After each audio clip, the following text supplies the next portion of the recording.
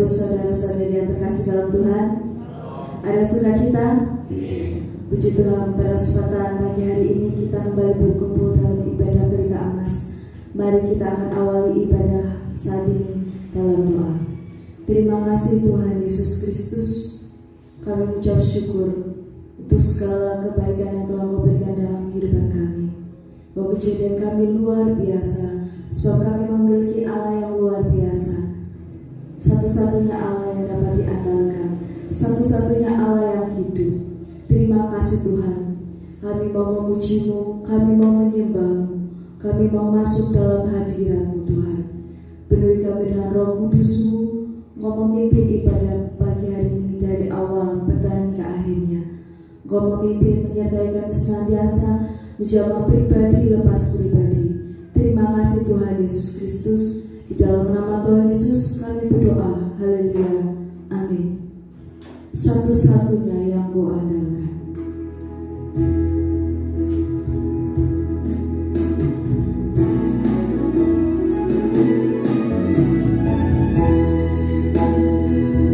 Engkau Tuhan yang setia. Waktu Tuhan adalah selalu yang terbaik dalam hidupnya.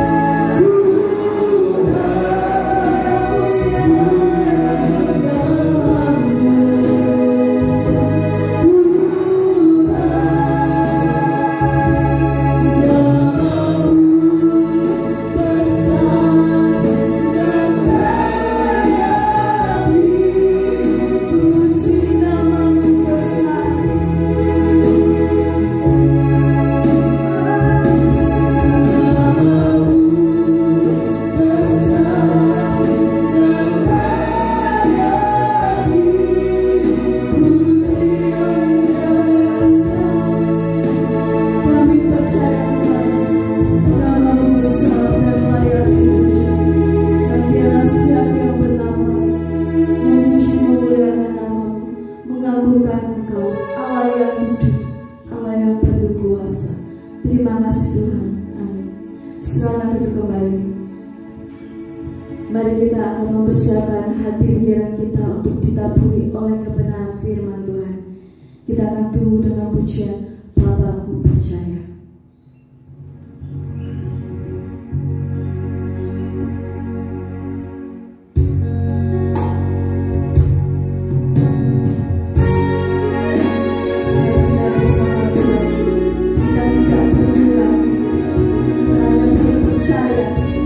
Bye.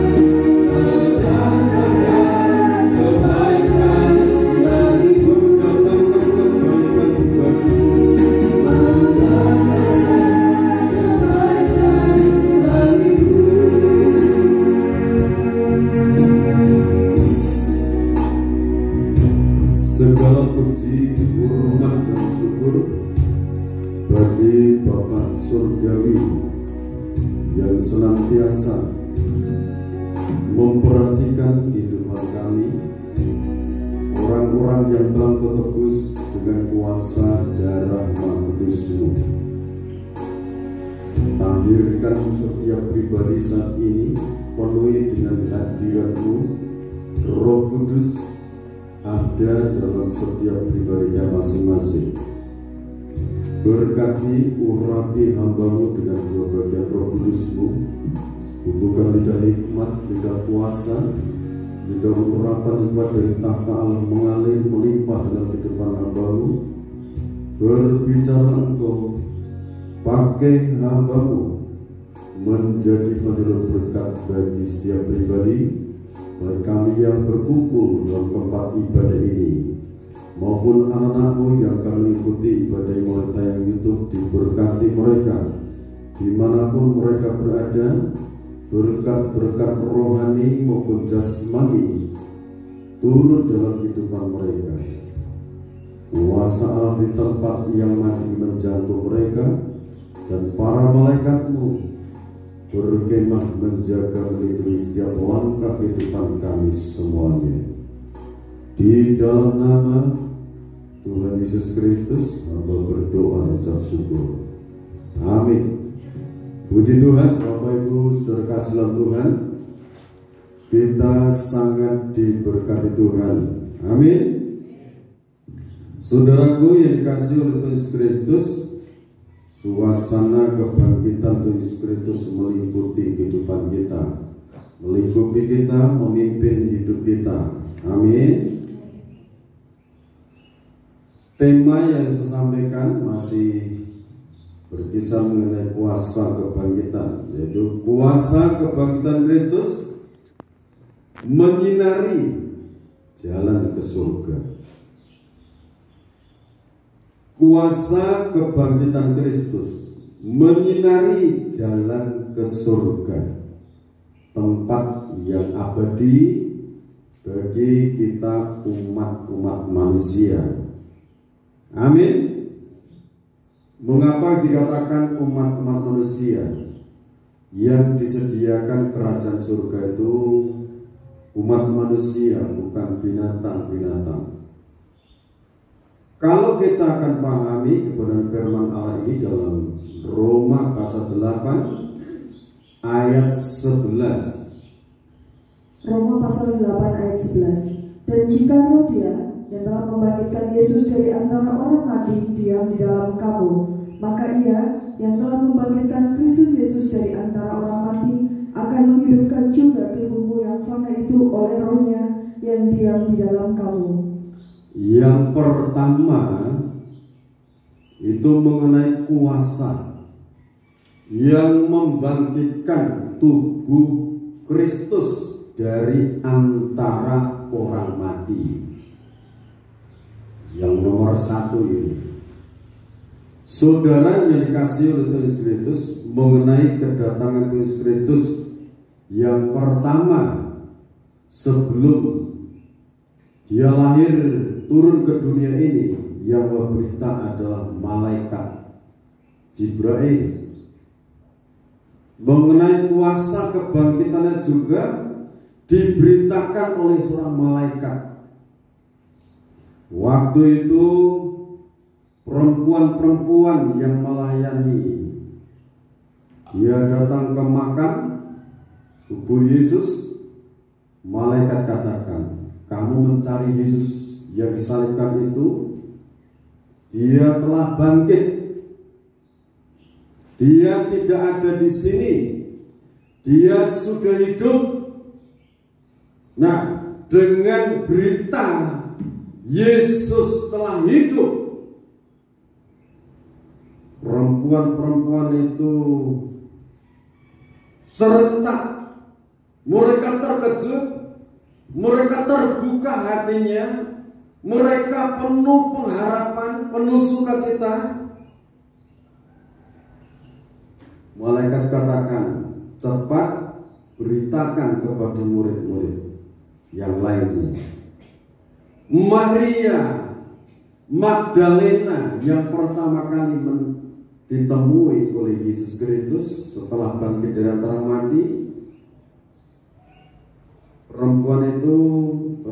dilepaskan dari 7 roh jahat. Berarti saat hidupnya Maria Magdalena sebelum dia ketemu Yesus, betul-betul hidupnya dalam kejahatan.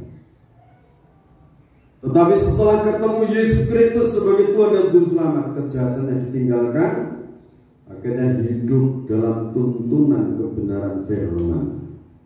Dia ditemui pertama kali. Jadi sekalipun hidup kita, masa lalu kita dalam kejahatan, kalau kejahatan kita akui, kita berdamai dengan Tuhan. Tuhan itu Maha Murah, Maha Pengampun. Amin. Haleluya. Akhirnya menjadi orang-orang yang dipilih oleh Tuhan. Setelah murid-murid itu mendengarkan berita Yesus Kristus bangkit, bahkan kuasa kebangkitan itu mendatangi mereka di mana mereka berkumpul. Ini berita yang tidak bisa ditutup, tidak bisa ditutup dengan nilai rupiah. Dusta Mahkamah Agama katakan, sampaikan bahwa Yesus tidak bangkit, tetapi mayatnya dicuri murid-muridnya. Waktu itu ada salah satu pemuda yang namanya Saulus juga percaya bahwa Yesus Kristus tidak bangkit. Akhirnya kuasa kebangkitan itu menemui Saulus itu. Setelah Saulus ditemui, Saulus juga memberitakan bahwa Yesus Kristus bangkit dari antara orang mati. Jadi kuasa kebangkitan Kristus itu waktu itu menghidupkan iman murid-muridnya, pengharapannya, kasihnya kepada Tuhan dibangun kembali. Bahkan gairah semangat mereka itu dibangun oleh kuasa kebangkitan. Jadi ayat ini jelas sekali, jika roh Dia, roh Allah yang maha tinggi, maha kuasa itu, yang telah membangkitkan tubuh Kristus diam di dalam kamu, Ia akan menghidupkan tubuhmu yang fana itu. Dihidupkan, tubuh kita yang fana ini dihidupkan. Ini ada 2 arti. Jadi yang pertama, sekarang hidup secara jasmani ini, masih jasmani ini, Roh Kudus ada dalam hidup kita ini. 1 Korintus pasal 3 ayat 16 dan 17, saudara baca dulu peranan Roh Kudus dalam kehidupan kita. Silakan. 1 Korintus pasal 3 ayat 16 dan 17. Tidak tahukah kamu bahwa kamu adalah bait Allah dan bahwa Roh Allah diam di dalam kamu? Jika ada orang yang membinasakan bait Allah, maka Allah akan membinasakan dia. Sebab bait Allah adalah kudus dan bait Allah itu ialah kamu. Amin, saudara. Roh Kudus itu ada dalam kehidupan kita. Roh Kudus. Saudara yakin Roh Kudus ada dalam hidup saudara? Sekarang dibaca dulu ayatnya dalam 2 Korintus pasal 13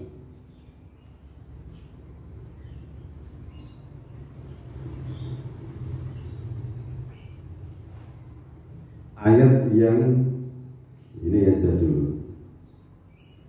Ujilah dirimu, ayat 5. Ujilah dirimu, apakah kamu tetap tegar di dalam iman? Selidikilah dirimu, apakah kamu tidak yakin akan dirimu bahwa Kristus Yesus ada di dalam diri kamu? Sebab jika tidak demikian, kamu tidak tahan uji. Jadi diuji, yakin. Ujilah dirimu sendiri, diselidiki hati kita. Berikutnya, apakah kamu tetap tegak di dalam iman-imannya? Tegak, yakin, teguh. Selidikilah dirimu, apakah kamu tidak yakin akan dirimu? Kita yakin akan diri kita ini, ya, bahwa Yesus Kristus ada di dalam diri kamu, sebab jika tidak demikian kamu tidak tahan uji. Saudara yakin Kristus ada dalam kehidupan saudara? Yakin? Nah, kalau saudara yakin, saudara tidak berjalan sendiri. Ini kuasa kebangkitan. Kuasa kebangkitan jadi menyertai, bahkan tinggal dalam kehidupan kita. Saudara, kita tidak sendirian. Roh Kudus itu masuk dalam hati kita. Dalam suratan Efesus pasal 1 di sana katakan, sejak kamu percaya, kamu itu dimeteri oleh Roh Kudus. Kalau Kejadian pasal 1, ketika Allah menciptakan alam semesta ini, kondisi langit bumi ini campur baur. Roh Allah melayang-layang di atas permukaan air itu. Jadi Roh Kudus yang telah membangkitkan tubuh Kristus itu sejak awal bersama-sama dengan pribadi Sang Pencipta, Allah yang Maha Besar, Tuhan dan Juru Selamat kita. Sekarang ini Roh Allah ada di sini.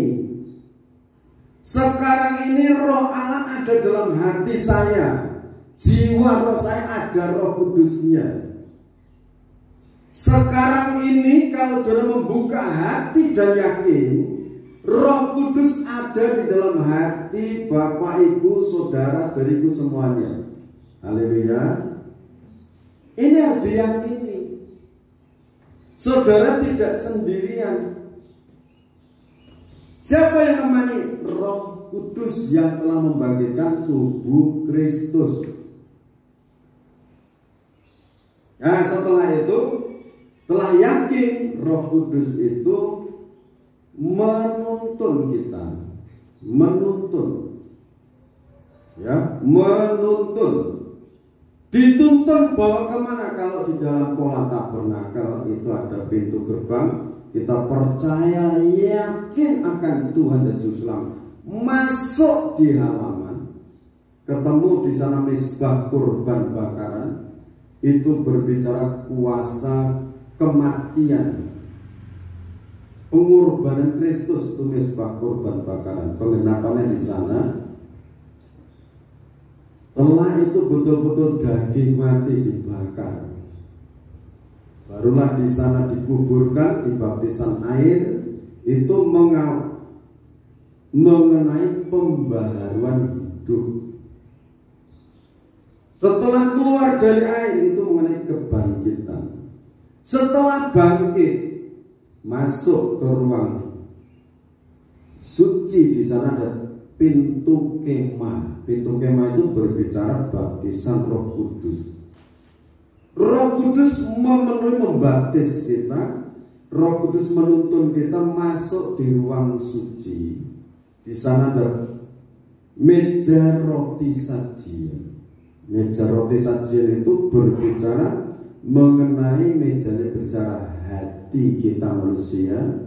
Sementara rotinya itu sebelah kanan 6 jumlahnya, sebelah kiri juga 6. Jadi kalau bicara jumlah itu 66 kitab ini. Ini kalau diajarkan memang menempa pribadi seseorang. Supaya apa? Menjadi pelita, menjadi sinar. Karena pelita emas itu bisa jadinya pelita untuk nanti ditaruh di situ sentir kalau bahasa Jawa. Pelitanya di situ. Itu karena hasil tempaan. Kalau jiwa ditempa dengan firman, sehingga sifat-sifat kedagian manusia itu sedikit demi sedikit dimatikan oleh pengajaran firman. Setelah ada firman dan kekuatan urapan Roh Kudus, di sana ada misbah dupa, bisa menyembah Tuhan, menyanjung Tuhan. Setelah menyanjung Tuhan itu, di sana ada pengajaran mengenai pintu tirai itu robek di sana. Kapan robeknya itu? Ketika Yesus Kristus menyerahkan tangan, kedua tangannya dipaku di kayu salib, kedua kakinya dipaku. Itu belum genap ketika Yesus Kristus menyerahkan, Bapa, kuserahkan nyawaku. Tapi sebelum menyerahkan nyawanya, Yesus Kristus berdoa, Bapa, ampunilah mereka, karena mereka tidak tahu apa yang mereka lakukan. Setelah itu baru menyerahkan nyawanya.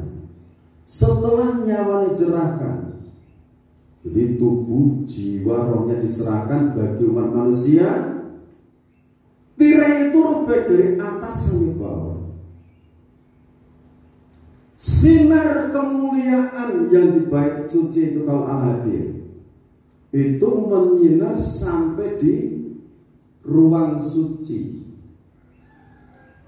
Artinya kalau orang itu mau duduk di situ menyembah Tuhan, misbah dupa itu bicara mengasihi Tuhan dan sesama. Wujudnya adalah lewat doa sembah, merobek tirai daging, menyangkali hawa nafsu daging, duduk menyembah Tuhan. Itu namanya merobek tirai daging. Setelah betul-betul menyangkali keinginan daging untuk tidur, untuk berbaring, menghilangkan rasa lelah dan sebagainya, di situ sinar kemuliaan Allah muncul, menyinari kehidupan kita. Jadi sinar kemuliaan Allah itu akan menyinari orang yang suka menyembah, bersafaat. Jadi kalau saudara melihat tayangan YouTube dalam doa untuk segala bangsa dan secara khusus untuk Indonesia, nama-nama saudara itu ada di situ, disebut oleh gembala, oleh orang-orang yang mengikuti doa di sini. Gembala nunjuk satu orang yang berdoa, keluar suaranya. Gembala di situ diam, tapi jiwa, pikiran, imannya fokus kemana dia di bawah Roh Kudus. Melangkah sampai Kalimantan, sampai ke luar negeri. Jiwa-jiwa yang disebut namanya satu persatu. Itu Roh Kudus yang telah membangkitkan Kristus. Ke Jogja, ke Jawa Timur, ke Jawa Barat, di mana diingatkan. Kalau yang tidak diingatkan namanya secara global, Indonesia dilawat, benua dilawat. Itu di situ, di saat doa-doa disapa, sampai Spanyol, sampai Jepang, Korea, itu kalau doa syafaat bisa tembus jalan ke surga karena pimpinan Roh Kudus. Haleluya. Ya, jadi saudara, Roh Kudus ini yang pertama, memimpin dalam segala langkah hidup dia dalam doa. Hidup sehari-hari dipimpin oleh Roh Kudus. Nah, kalau Roh Kudus ada, itu seperti Galatia pasal yang ke-5 ayat 22, 23. Galatia pasal 5 ayat 22 dan 23. Tetapi buah roh ialah kasih, sukacita, damai sejahtera, kesabaran, kemurahan, kebaikan, kesetiaan, kelemah lembutan, penguasaan diri. Tidak ada hukum yang menentang hal-hal itu. Jadi kalau kita ini yakin ada Roh Kudus dalam hidup kita, ini ada buahnya dalam hidupnya. Tetapi buah roh ialah pertama ada kasih, ada sukacita. Dalam dirinya itu ada kasih, mengasihi dirinya sendiri. Dirinya sendiri itu diperhatikan, waktunya mandi, waktunya makan. Itu karena mengasihi diri, bukan egois. Waktunya bekerja supaya apa? Mendapatkan kebutuhan finansial untuk memenuhi kebutuhan diri, tapi dikerjakan dengan kasih, dengan sukacita. Itu kalau ada Roh Kudus. Mengerjakan sesuatu, yang kerja di ladang, yang jualan, yang baru cari untuk dijual, carinya dengan sukacita. Karena apa? Aku tidak sendiri, Roh Kudus menyertai hidupku. Roh Kudus yang membangkitkan tubuh Kristus, juru selamatku, Dia bersama aku. Amin. Nah, dengan sukacita, damai, ada damai artinya, ada sejahtera. Jadi Roh Kudus itu menurunkan damai dengan pribadi Bapak Surgawi, damai dengan sesama. Kalau keluarga, damai dengan suami istri. Jangan sampai ada masalah ditimbun berhari-hari. Dalam suratan Efesus katakan, kalau kamu marah, jangan sampai matahari terbenam. Kalau matahari terbenam berarti di sana malam datang adalah rembulan. Ada rembulan.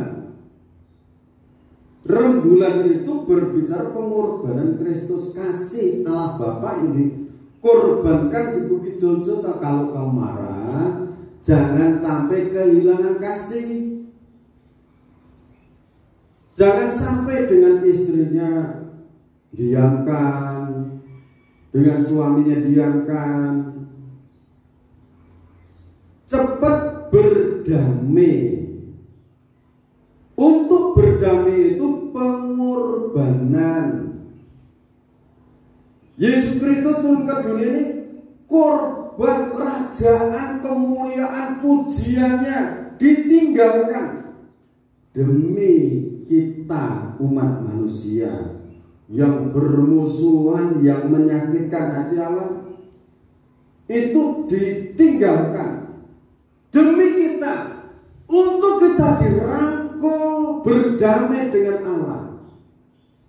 Jadi jangan sampai menyimpan akar pahit. Kalau Allah itu begini ya, kalau ada orang berdosa, 1 Yohanes pasal 1 ayat 9, kalau orang itu mengaku dosanya, Allah itu setia dan adil. Dia akan mengampuni dosa-dosa yang diakui. Atau diakui itu diampuni, dibersihkan. Allah akan membersihkan dari segala kejahatan. Dibersihkan, dilepaskan dari segala dosa-dosa. Spontan. Taunya spontan. Yesaya pasal 1:18, sekalipun dosamu merah seperti kain gerimis, akan dijadikan putih seperti salju. Yang kedua, sekalipun berwarna merah seperti kain kesumbar, dosa-dosamu akan dijadikan putih seperti bulu domba. Artinya itu kan salju itu kan sejuk, artinya damai, tenang. Hati orang itu kalau diampuni tenang, tidak ada rasa takut, tidak ada rasa dikejar-kejar oleh maut, tetapi damai. Setelah itu bulu domba itu untuk bahan pakaian wul. Pakaian itu untuk menutupi tubuh.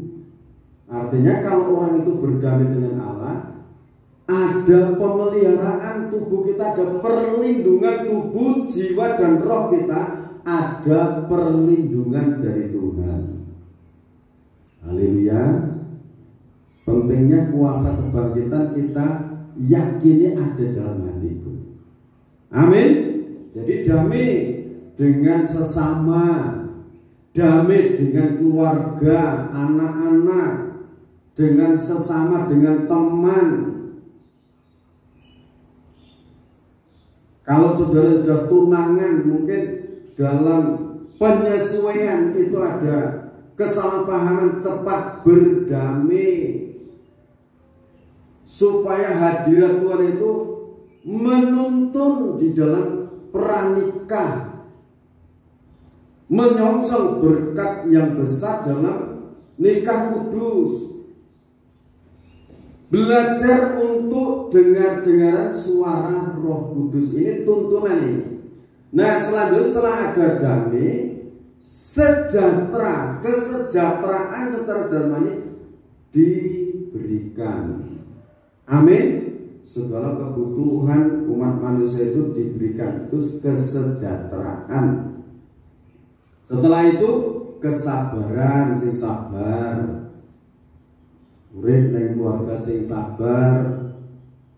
Ya bekerja nanti waktunya panen, misalnya nanam palawija, nanam benih-benih, ada waktunya tumbuh, ada waktunya untuk pohon itu tumbuh menjadi besar dan ada bunga, ada buahnya. Jadi segala sesuatu ada waktunya. Ini Roh Kudus memberikan kesabaran, ada kemurahan.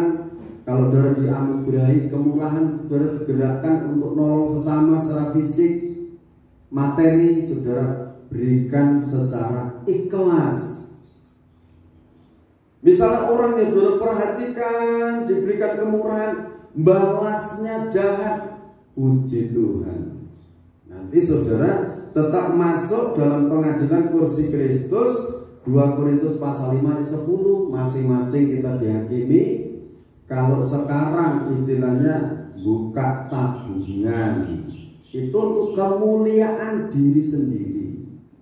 Nanti di pengadilan kursi Kristus itu diadili, tetapi untuk menimbang, kalau ditimbang pahala masing-masing. Haleluya. Itu kesana. Ya, ada kemurahan. Ya, lawannya kemurahan itu kikir, jangan kikir. Ada waktu menabur. Ada kebaikan, kesetiaan, kita harus setia. Suami istri setia. Haleluya. Kita setia dalam bermasyarakat. Ini mengenai kesetiaan banyak sekali yang harus kita pahami. Setia untuk melakukan segala pekerjaan. Yesus Kristus mengatakan, barang siapa setia dalam perkara kecil, aku Tuhan akan mempercayakan perkara-perkara yang besar. Amin. Nah, setelah itu ada kelemah-lembutan karena kesetiaan saudara. Melakukan segala pekerjaan saudara diberkati. Mobil 1 jadi 4. Saudara tetap ada kelembutan, kerendahan hati. Amin. Yang tadinya tidak punya pekarangan ditambah. Sekali lagi milikilah kelembutan hati. Jangan congkak, jangan sombong. Amin.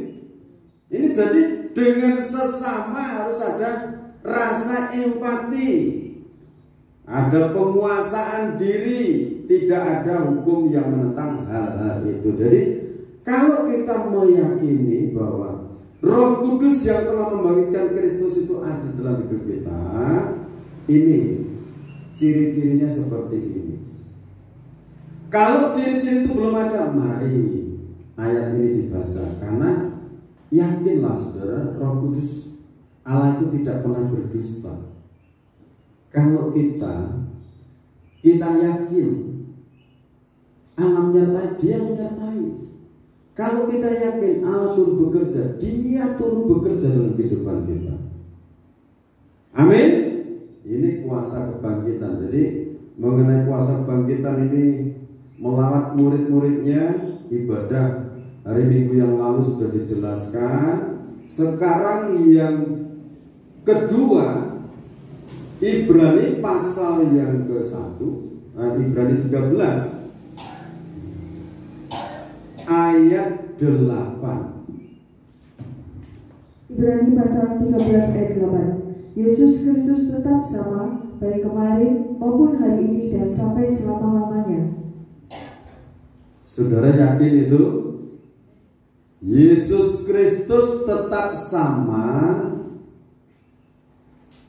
baik kemarin, dulu, kemarin, hari ini, dan sampai selama-lamanya.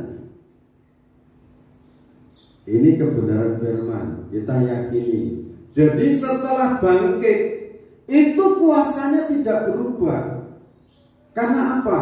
Kita baca Yohanes pasal 1 ayat 1 sampai 5. Yohanes pasal 1 ayat 1 sampai ayat 5. Firman yang telah menjadi manusia. Pada mulanya adalah firman. Firman itu bersama-sama dengan Allah, dan firman itu adalah Allah. Ia pada mulanya bersama-sama dengan Allah. Segala sesuatu dijadikan oleh Dia, dan tanpa Dia tidak ada sesuatu pun yang telah jadi dari segala yang telah dijadikan. Dalam Dia ada hidup, dan hidup itu adalah terang manusia.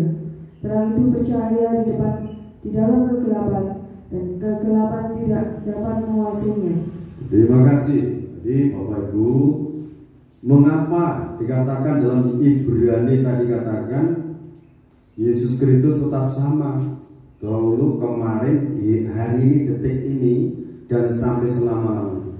Dia itu Allah, ya tetap Allah. Yang mati itu adalah tubuhnya. Kalau jiwa rohnya tidak bisa mati, Dia tetap sama.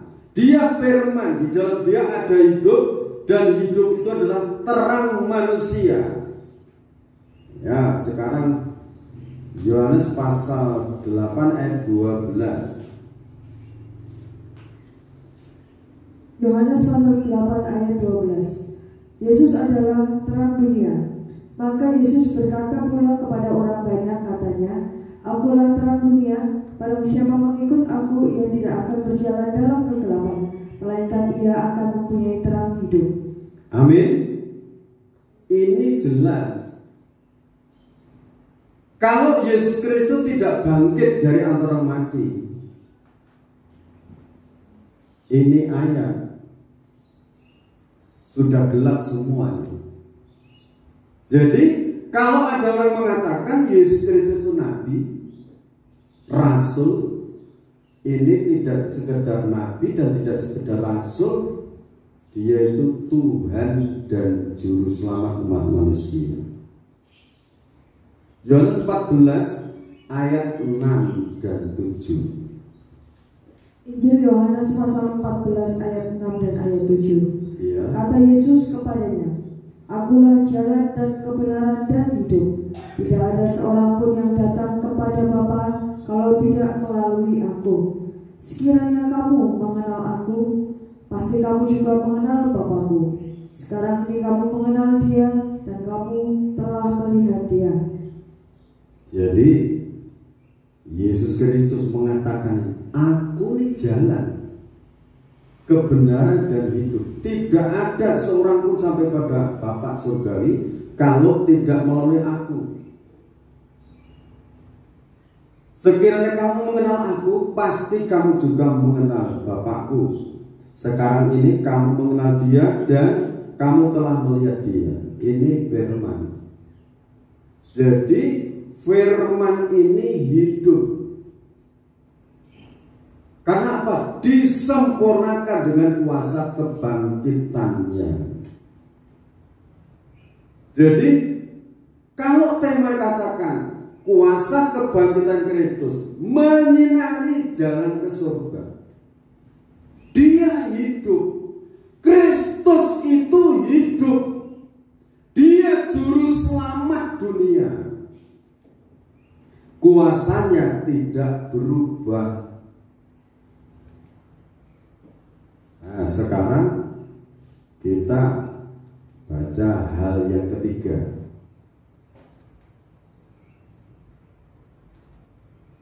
Kita baca Ibrani pasal 2 ayat 18.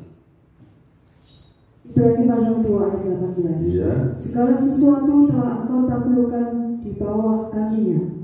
Sebab dalam menaklukkan segala sesuatu kepadanya, tidak ada sesuatu pun yang ia kecualikan yang tidak takluk kepadanya. Tetapi sekarang ini belum kita lihat bahwa segala sesuatu telah ditaklukkan kepadanya. Ibrani pasal 2 ayat 18. Sebab oleh karena ia sendiri telah menderita karena pencobaan, maka ia dapat menolong mereka yang dicobai. Amin, saudara. Ini yang ketiga. Contoh sekarang, yang mengalami cobaan, kebutuhan.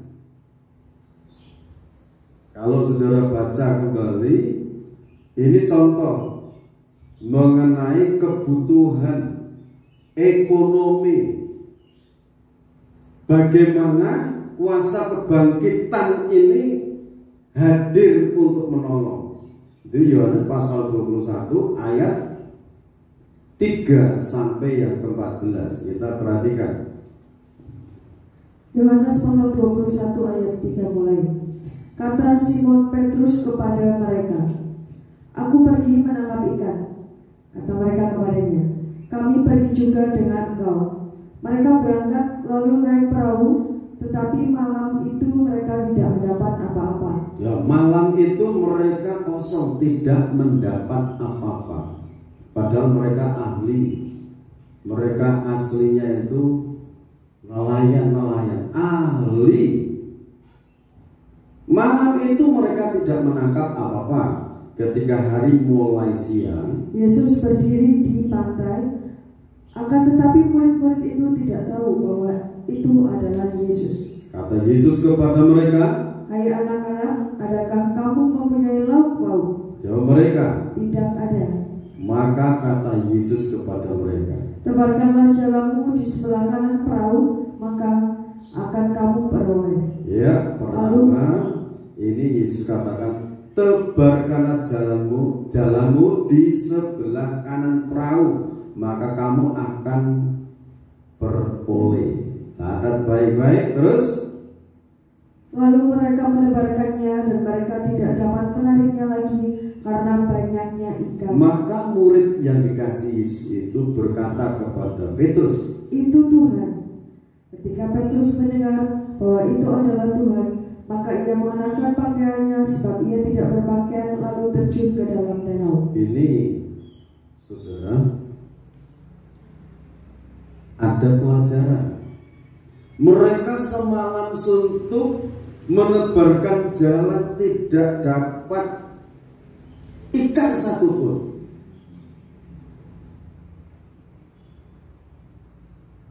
Betapa capeknya mereka, jiwa mereka capek, harapan mereka lelah, tidak ada harapan lagi. Sampai hampir siang, Yesus hadir di situ. "Hai anak-anak, adakah kamu lauk pauk?" "Tidak ada, Tuhan." "Sekarang tebarkan jalanmu di sebelah kanan." Mereka mendengar dan mentaati. Yang ditaati ada harapan, nah nanti kamu akan peroleh. Mereka lakukan itu ke sebelah kanan, gabyur. Mereka tarik, woi berat, bagaimana nariknya ini? Nah, murid yang dikasih Yesus ini santai, itu Tuhan. Petrus yang tadinya menyangka, aku tidak kenal dia, langsung pakai baju, turun dia. Yang lainnya pakai ini, perahu, mendarat di situ. Dan saudara, ketika mereka tiba di darat, mereka melihat api, arang dan di atasnya ikan dan roti. Ikan dan roti. Ini kebutuhan mereka. Kata Yesus kepada mereka, bawalah beberapa ikan yang baru kamu tangkap itu. Simon Petrus naik ke perahu lalu menghela jala itu ke darat, penuh ikan-ikan besar, 153 ekor banyaknya. Dan sungguh pun sebanyak itu jala itu tidak goyang. Kata Yesus kepada mereka, marilah dan sarapanlah.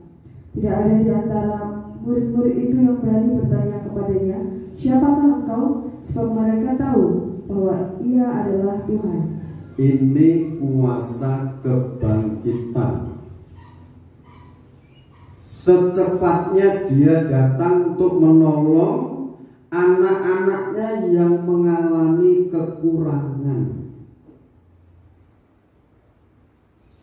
Datang menolong.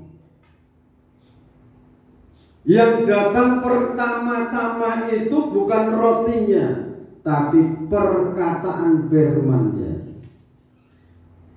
Tebarkan jalamu di sebelah kanan, nanti kamu akan peroleh. Murid-muridnya mendengarkan. Ini loh, untuk mencari lauk pauk pun perlu mentaati firman, mendengarkan firman dan dilakukan. Untuk mencari segala kebutuhan hidup sehari-hari perlu mentaati firman, berdoa, melakukan firman Tuhan, melibatkan Tuhan dalam segala hal. Kata-kata nanti kamu akan peroleh. Nah, setelah itu mereka sampai di situ sudah ada roti dan ikan. Tuhan Yesus Kristus, Allah yang Maha Besar, Dia memelihara umat pilihannya selama 40 tahun. Kalau pagi diberikan mana surgawi, bahasa Israel di padang gurun dalam perjalanan. Kalau senja dikirimkan daging puyuh, itu selama 40 tahun mereka dipelihara oleh Tuhan. Roti mana surgawi. Kalau ini firman, pagi-pagi benar Yesus datang ke murid-muridnya. Udah mendak, hampir siang. Mereka belum ada apa-apa. Anak-anak, adakah kamu makanan? Bahasa bebasnya, ada kamu makanan? Tidak ada tuh. Tuhan mendatangkan. Kalau dalam kehidupan kita mengalami cobaan mengenai perekonomian, pegang teguh firman Tuhan, ibadah, dengarkan firman Tuhan dengan baik-baik, lakukan sesuai dengan firman, maka saudara akan terpelihara tubuh, jiwa, dan roh kita. Amin. Mari sarapan, makan bersama. Dan ingat di situ, ikan yang kamu dapatkan itu bawa ke sini, beberapa ikan. Memang di sini tidak ada dikatakan mengenai milik Tuhan 1/10 atau ucapan syukur. Artinya kalau kita ini diberkati, ada milik Tuhan diserahkan pada Tuhan, ada ucapan syukur, serahkan ucapan syukur. Amin. Ini kebenaran firman biarlah menjadi bagian kita. Jadi Yesus Kristus itu menderita karena pencobaan, maka Dia akan menolong mereka yang dicobai. Kembali Ibrani pasal yang ke-13 ayat 5. Janganlah kamu menjadi hamba uang, dan cukupkanlah dirimu dengan apa yang ada padamu. Karena Allah telah berfirman, Aku sekali-kali tidak akan membiarkan engkau, dan aku sekali-kali tidak akan meninggalkan engkau. Sebab itu, dengan yakin kita dapat berkata, Tuhan adalah penolongku, aku tidak akan takut apakah yang dapat dilakukan manusia terhadap aku. Jadi kuasa kebangkitan itu sekali-kali tidak akan meninggalkan kita. Artinya menjadi hamba uang itu begini, karena uang jangan sampai kita berdusta, jangan sampai karena uang kita membunuh sesama.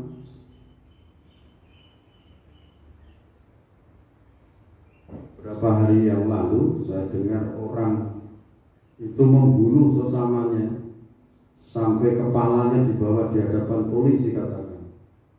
Tapi orang itu pura-pura gila, ini kepala anjing.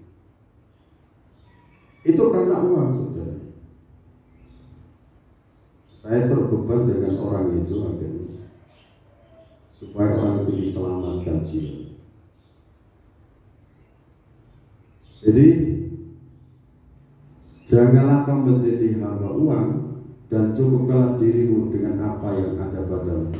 Kita bekerja keras untuk memenuhi segala kebutuhan. Itu tidak menghambakan diri pada uang, tidak. Kita berusaha. Seperti murid-murid melakukan firman, usaha. Rasul Paulus katakan, barang siapa tidak mau bekerja, janganlah ia makan. Jadi kerja keras.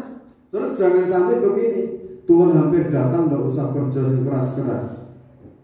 Itu pengertian seperti itu juga salah.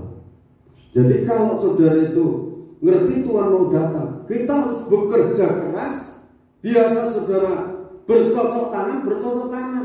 Jangan punya pikiran, besok mau Tuhan hampir datang, tidak usah membangun, tidak usah nanam pohon kelapa kan agak lama.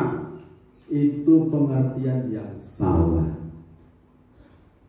Ya semakin giat, Tuhan hampir datang, giat untuk ibadah, giat berdoa, giat usaha, supaya apa? Di saat nanti ada kegerakan besar, kita bisa membiayai diri sendiri. Amin.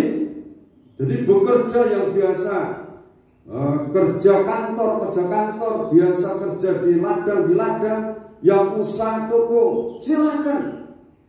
Yang giat, asal melakukan firman seperti murid-murid.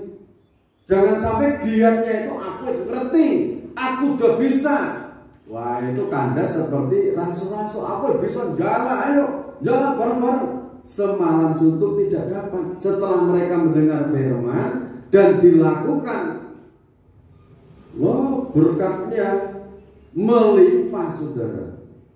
Amin. Jadi kuncinya di mana? Mendengar firman. Jangan selalu anggap, wah, kecil lah, nyari sayur, nanam sayur, aku udah bisa. Alangkah baik dan indahnya libatkan Tuhan. Berkati tanaman ini, berkati, kirimkan malaikat yang berkuasa atas tanaman-tanaman ini tumbuh-tumbuh, supaya tumbuh-tumbuh ini tumbuh subur. Kirimkan malaikat yang berkuasa tubuh jiwa manusia supaya tubuhku ini sehat, seger, bugar. Libatkan malaikat Tuhan. Amin. Nah, minta itu. Nah, ayat 5 saya ulang lagi, janganlah kamu menjadi hamba uang dan cukupkanlah dirimu dengan apa yang ada padamu, karena Allah telah berfirman, aku Tuhan sekali-kali tidak akan membiarkan engkau anak-anakku, dan aku sekali tidak akan meninggalkan engkau. Ini kuasa kebangkitan. Sebab itu dengan yakin kita dapat berkata, Tuhan adalah penolongku, aku tidak akan takut apakah yang dapat dilakukan manusia terhadap aku. Haleluya. Saudara yakin Tuhan penolong kita? Amin. Nah, saudara, ini direnungkan firman Tuhan ini supaya diberkati untuk kita semuanya. Kita akan nyanyikan pujian Tuhan Maha Penolong.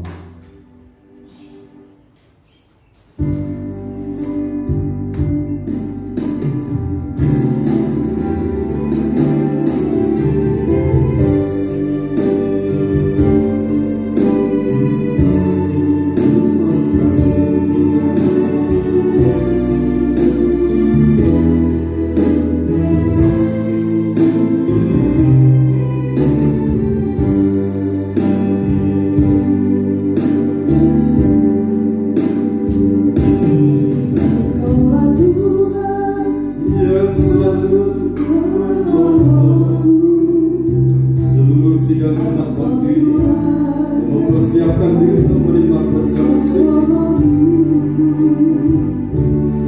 Engkaulah Tuhan yang selalu menolong.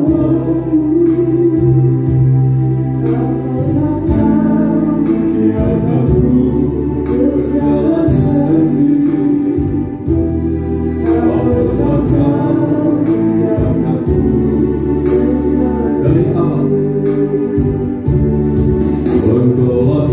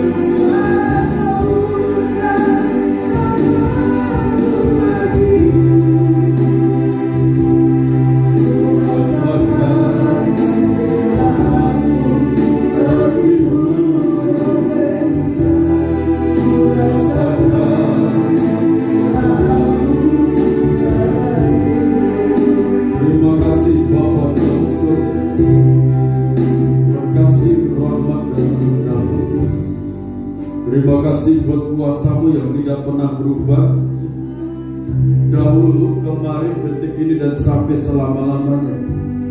Kuasa kebangkitan-Mu setiap saat datang dalam kehidupan kami, bahkan ada di dalam jiwa roh kami ini.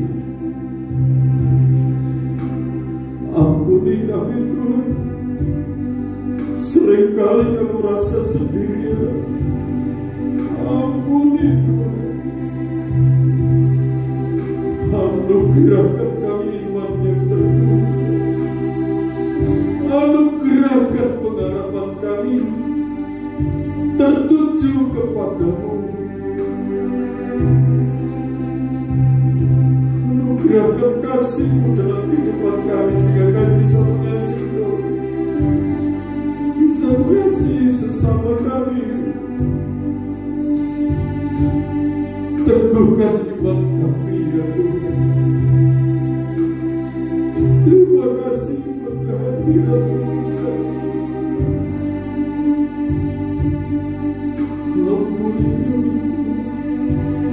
Ampuni anak-anak-Mu, tahirkan dengan kuasa darah-Mu.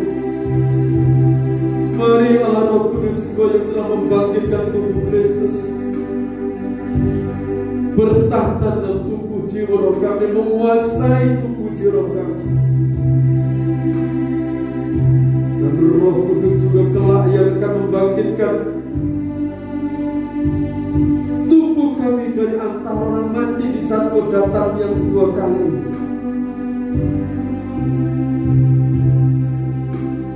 Terima kasih Bapa. Kami yakini akan firman-Mu. Ajar, didik kami, latih kami mendengar firman-Mu seperti para rasul mendengar firman-Mu dan dilakukan, maka firman-Mu terjadi dalam kehidupan para rasul. Dan saat ini kami yakini bahwa Engkau tidak akan membiarkan kami berjalan sendiri. Engkau selalu menolong kami. Kami meyakini akan firman-Mu dan puji-pujian ini Tuhan, bahwa Engkau selalu menolong hidup kami. Engkau selalu menolong kami Tuhan. Sekarang ajar didik latihkan untuk mengandalkan Engkau,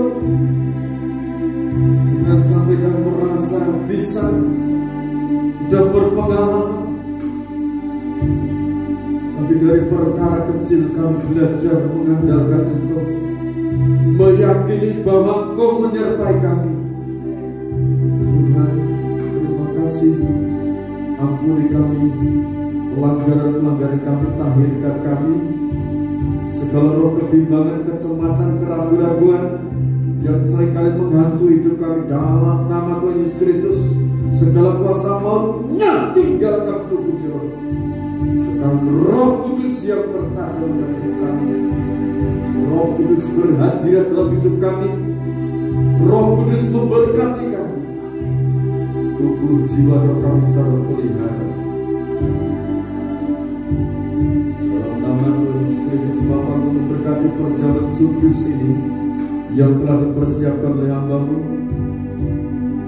Tahirkan dengan kuasa kematian dan kebangkitan-Mu, kemenangan-Mu Kau anugerahkan bagi kami. Seiringkan makan tubuh Tuhan dan minum darah Tuhan, kami menerima hidup yang kekal dan menerima kuasa kebangkitan-Mu dan menerima penyertaan dan pemeliharaan-Mu. Kami yakini firman-Mu. Terima kasih Bapak. Imam yang mulai berkati dengan kuasa-Mu, sudah mulai diberikan bagi setiap umat-Mu.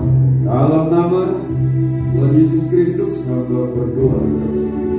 Dan kata Tuhan, syukuri atas anugerah Tuhan. Terima kasih Bapa buat kuasa kematian dan kebangkitan-Mu yang mengalir dalam kehidupan kami, tubuh, jiwa, dan roh kami. Kami pertaruhkan atas kuasa kurban-Mu, Bapa sudah menanggung semuanya, dan kami yakin pertolongan-pertolongan-Mu hari esok, lusa, sampai Kau datang semakin Kau nyatakan dalam kehidupan kami. Terima kasih Bapa, dalam nama Tuhan Yesus Kristus. Dan ketika mereka sedang makan, Yesus mengambil roti, mengucap berkat, memecah-mecahkannya, memberikannya kepada murid-muridnya dan berkata, makanlah, inilah tubuh. Kita makan dengan penuh keyakinan dalam nama Tuhan Yesus Kristus.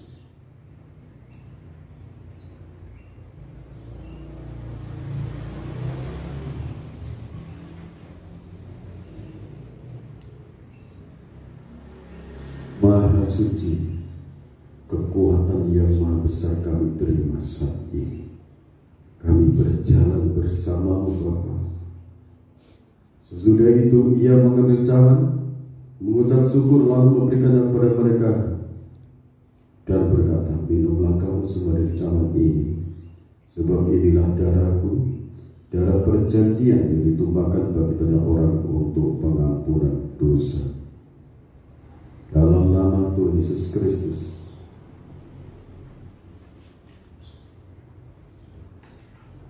Terima kasih Bapa, segala puji, hormat dan syukur bagi-Mu.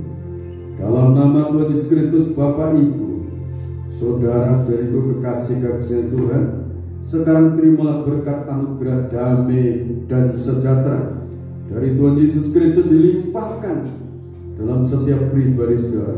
Immanuel, Allah beserta kita dalam kekuatan kuasa urapan Roh Kudus-Nya, sekarang sampai Tuhan datang yang kedua kali. Tetaplah dalam naungan kasih dan rahmat-Nya. Di dalam nama Tuhan Yesus Kristus hamba berdoa dan ucap syukur. Haleluya. Amin. Salam, Tuhan berkati kita semua.